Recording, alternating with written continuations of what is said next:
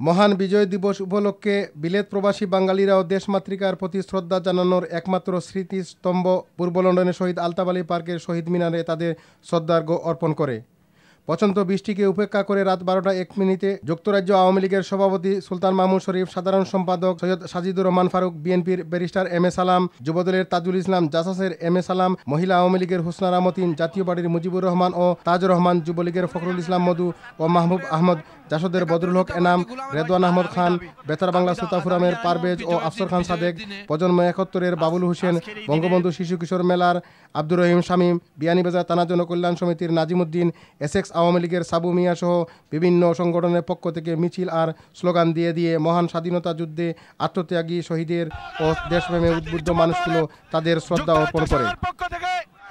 আপনাদের স্বাধীনতা এবং বিজয়ের এই শুভেচ্ছা জানাচ্ছি। পক্ষ থেকে স্বাধীনতাকামী মানুষকে আমি অভিনন্দন জানাই।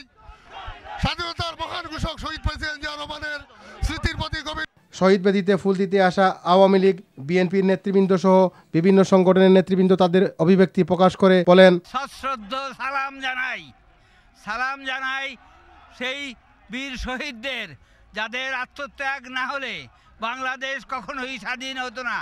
আমরা চাই বিজয়ের এই দিনে গোলাম আজম, দেলাওয়ার হোসেন সাঈদী, 71-এর ঘাতক দালাল পশুরা যারা আমাদের মা ভাই বোনদেরকে হত্যা করেছে, ধর্ষণ করেছে, তাদের বিচার চাই। আজকে এই বিজয়ের দিনে আমরা যুদ্ধ অপরাধীদের বিচার চাই।